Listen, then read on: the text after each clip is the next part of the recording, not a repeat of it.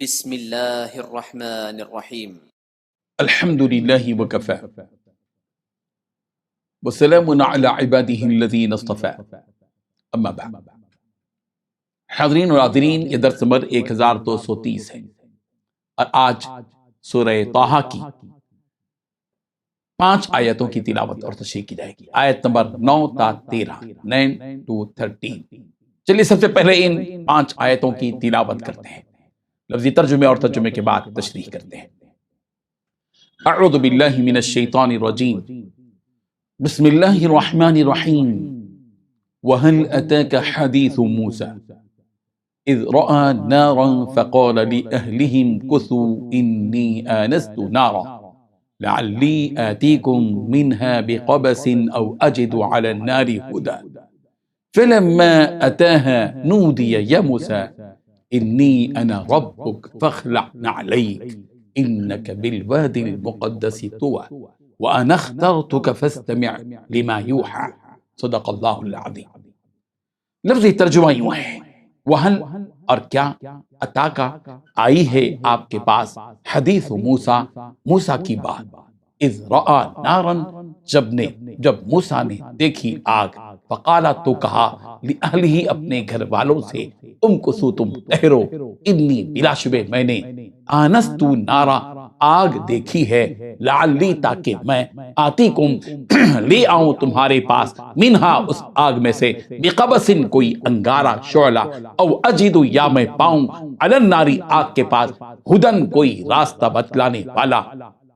فلما پس جب اتاہا وہ آیا اس آگ کے پاس، نودیا تو آواز دی گئی، یا موسیٰ اے موسیٰ، انی انا بے شک میں ہی، ربکا تمہارا پروردگار ہوں، فخلع تو آپ اتار دیجئے، نعلیک اپنی جوتیاں، انکا بلا شبہ آپ، بالوادی المقدس طویٰ مقدس وادی طویٰ میں ہیں، وانا اور میں نے، اخترتکا تمہیں پسند کر لیا ہے، فاستمع پس تم غور سے سنو، لما اس کو جو یوحا وحی کی جاتی ہے۔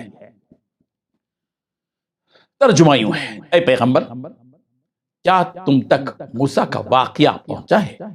یہ اس وقت کی بات ہے جب ان کو ایک آگ نظر آئی تو انہوں نے اپنے گھر والوں سے کہا، تم یہیں ٹھہرو، میں نے ایک آگ دیکھی ہے، شاید میں اس میں سے کوئی شعلہ تمہارے پاس لے آؤں یا اس آگ کے پاس مجھے راستے کا پتہ مل جائے۔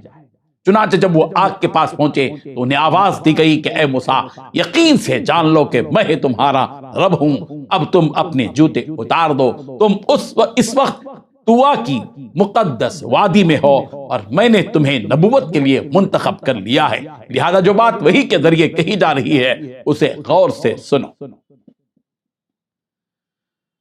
ان 5 آیتوں میں 9 باتیں بتلائی گئی ہیں۔ پہلی بات، اے پیغمبر، کیا آپ تک حضرت موسیٰ علیہ السلام کا واقعہ پہنچا ہے؟ دوسری بات، یہ اس وقت کی بات ہے جب ان کو ایک آگ نظر آئی تو انہوں نے اپنے گھر والوں سے کہا۔ تیسری بات، تم یہیں ٹھہرے رہو، میں نے ایک آگ دیکھی ہے، شاید میں اس میں سے کوئی شعلہ تمہارے پاس لے آؤں یا اس آگ کے پاس مجھے راستے کا پتہ چل جائے۔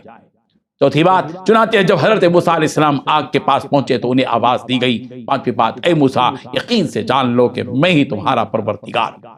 چھٹویں بات، اب تم اپنے جوتے اتار دو۔ ساتویں بات، تم اس وقت طویٰ کی مقدس وادی میں ہو۔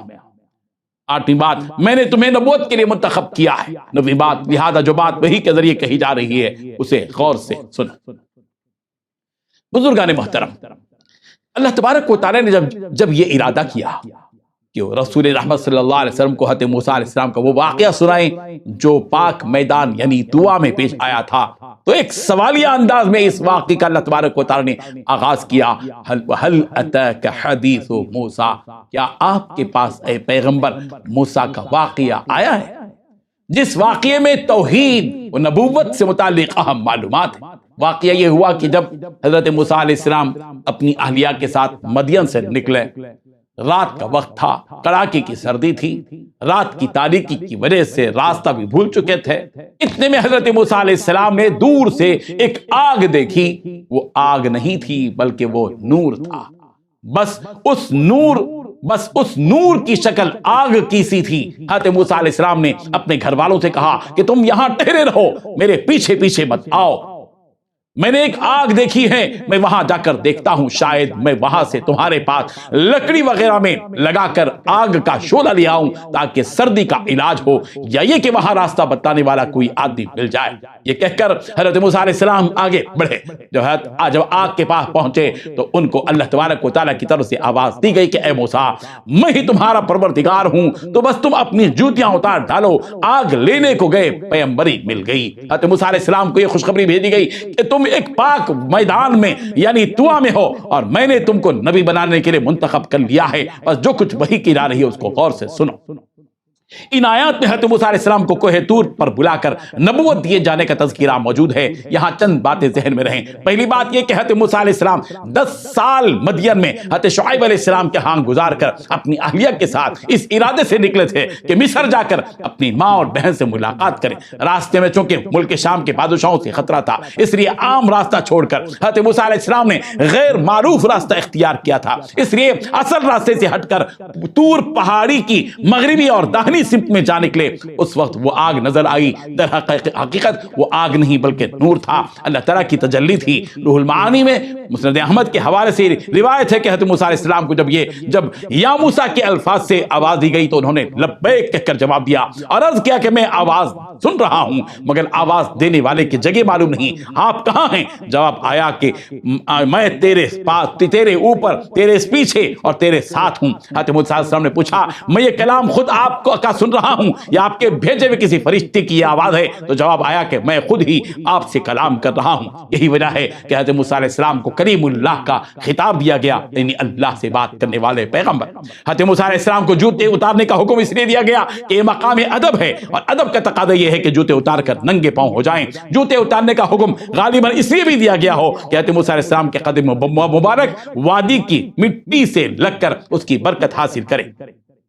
وادی طوا جو کوہ نور کے دامن میں ہے، اس کا ذکر ہے امام قرطبی نے بیت اللہ، مسجد اقصی اور مسجد نبوی کی طرح وادی طوا کو بھی مقدس مقامات میں شامل کیا ہے۔ اللہ تبارک و تعالی نے حضرت موسیٰ علیہ السلام کو نبوت کے لیے انتخاب کی خوشخبری دی اور پھر حکم دیا فاستمع لما یوحی، جو کچھ وحی کی جا رہی ہے موسیٰ اس کو غور سے سنو۔ حضرت وہب بن منبر رحمۃ اللہ علیہ سے منقول ہے کہ قرآن سننے کے آداب میں سے یہ ہے کہ انسان اپنے تمام اعضاء کو فضول حرکت سے روکے، کسی دوسرے کام میں کسی کوئی عضو بھی نہ لگے، اور نظر نیچے رکھیں اور بات سمجھنے کی طرف توجہ دیں۔ جو شخص ادب کے ساتھ کوئی کلام سنتا ہے اللہ تعالیٰ اس کو اس کلام کے سمجھنے کی توفیق عطا فرماتے ہیں۔ اللہ تعالیٰ ہم سب کو قرآن مجید کے ساتھ ادب کا معاملہ کرنے کی توفیق عطا فرمائے۔ وآخر دعوانا ان الحمد للہ رب العالمین۔